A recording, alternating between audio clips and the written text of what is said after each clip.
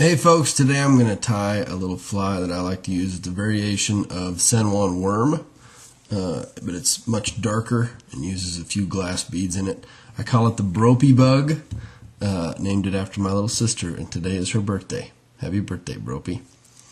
First thing I'm going to do is start off with a number 16 hook, and I'm going to thread it with a bunch of dark colored beads. These are some beads that I got at my local hobby shop, and this particular mix has kind of an array of colors, kind of a metallic green, purple, dark blue, but really any really dark colored bead will work. Black beads or purple beads are what I've used and I've had some success with. First thing I'm going to do is thread 4 or 5 of these beads onto the hook.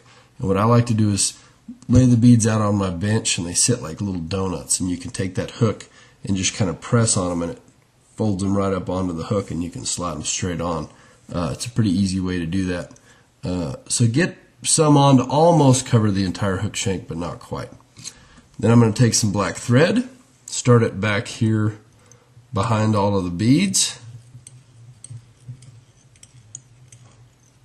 get it wrapped on there real good, trim off the excess. Then I'm going to take some black chenille. It's a little bit fluffier than most of the San Juan worms that I tie. They're a little tighter weave. This chenille, like this red chenille that you'll use for kind of a traditional San Juan worm. I like to use this black fluffy stuff though, especially if you're fishing in a little bit of stained water when the visibility isn't quite just perfect. It adds a little bit of bulk. And then you're going to have this kind of shiny body in there. So I'm going to cut off more than I actually need, just for efficiency's sake here. Lay it over the top of this worm. And then I'm going to tie it in right back there behind the beads, right where I started my thread. I'm going to give it 4 or 5 good wraps.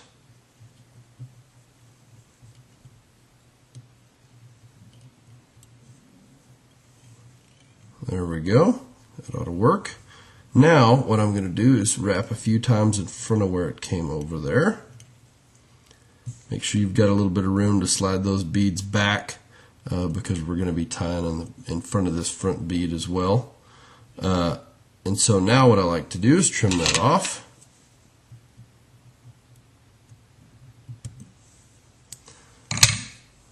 And then I'm going to go ahead and do a whip stitch right back there towards the back to finish this part of it off, just like so. There, that's kind of the back half of the worm. Trim off my thread here. I'm going to push these beads back if they'll go. There we go. Now I'll start my thread again up here at the front.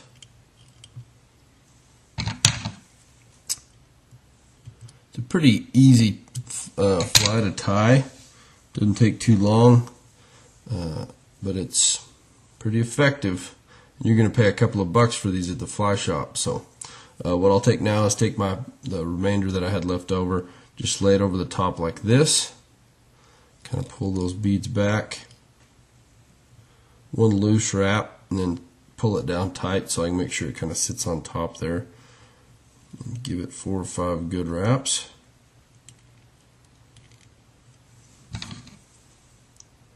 Trim off that excess, just like so.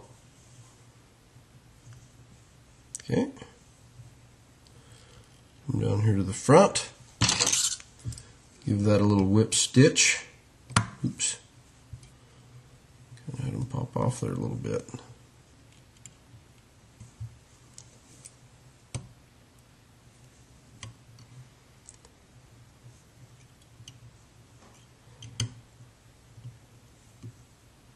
Got a little too close to that front eye just because I didn't leave quite enough room to slide those beads back. But it's going to work. And it will catch fish.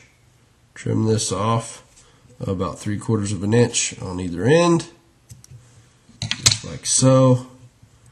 And there you have the Bropie bug.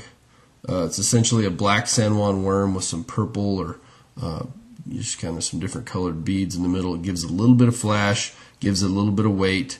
I like to fish this in the spring, right after the first heavy rain that might wash a few worms into the water, and also right after the runoff when the water's still a little bit stained. Seems like they can see this black pretty well, but this is the Bropie bug. Go catch some fish, and happy birthday, Bropie. Love you.